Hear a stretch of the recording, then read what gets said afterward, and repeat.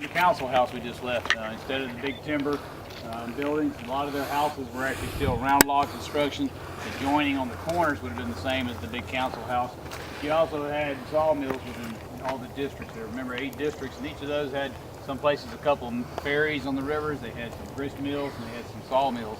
And several of the buildings in Echota were milled lumber instead of the big timbers. So they've been cut at a sawmill. The courthouse you see here was the location for their Supreme Court. Each of the 8 districts we talked about had a local court, so if you were arrested for breaking Cherokee law, you would have been taken to the Cherokee court in one of those 8 districts. You're sitting in the Coosawhattie district, or standing in it, which is named for the major river. Y'all came across the bridge right over here, Coosawhattie River. All of the districts are named for major creeks or rivers that were in those areas, and we were named for our neighboring river. But you can see it's a 2-story building. It's called beadboard siding on the inside when you get inside and look at it. It's lap siding on the outside. At the judges level, or at the Supreme Court level, you had 3 judges. The courts at the lower level were trial by jury. The records we have for the Supreme Court sessions being held around New Echota, we have records for about 250 cases that were heard here.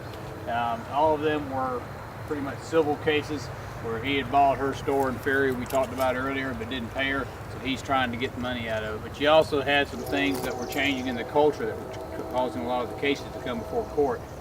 James Van, when he passed away, and Joe Van inherited all the property and all the money, the council wasn't real fond of the fact that he got everything, and so they did step in and settle that. And you had, remember, this was a big change from the earlier traditional culture. The matrilineal society of the Cherokee women, y'all would have been controlling the house and the property. But because a lot of these folks were starting to adopt, and had adopted well, that European mentality of the oldest son inheriting everything, especially if they were coming from a mixed marriage like Van was, then you had Joe Van, all of a sudden getting everything dumped in his lap. So some of the cases you see coming to the court here, we're dealing with cases like that, property rights, civil cases we call them, not crimes against each other.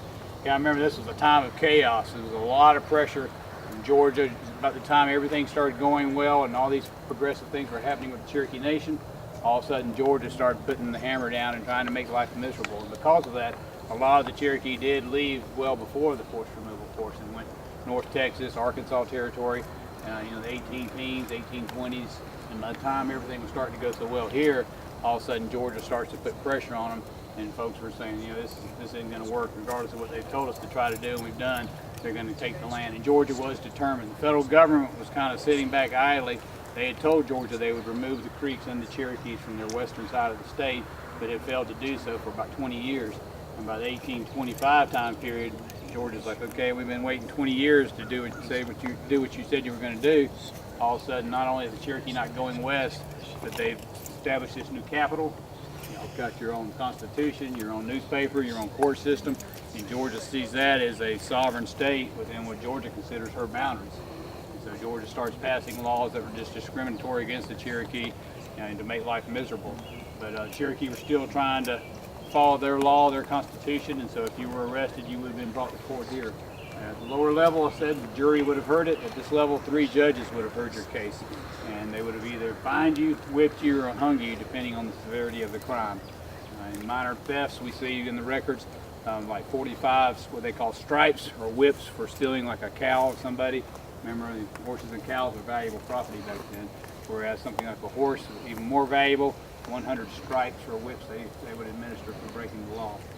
They had a Cherokee Light Horse Brigade, basically a sheriff's, police force that would patrol and enforce the Cherokee laws. And if you got arrested and were brought to the Supreme Court level, you would have been taken to a courthouse just like you see here. I invite y'all to take a walk through and look it over, and then come on back.